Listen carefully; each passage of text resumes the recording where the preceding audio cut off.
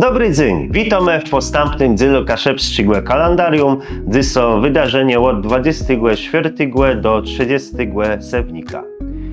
24 sewnika 1900 urodził się Klemens Dyrc, dziejusz i pisarz kaszepski.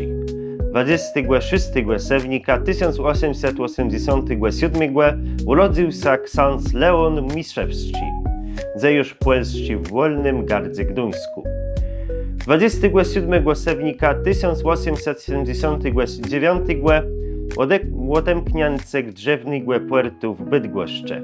28 sewnika 28 sewnika 1633 odemknięcie Collegium Groningianum, strzecny, a potem wyższy ewangelistyczny szkoły w Stargardze.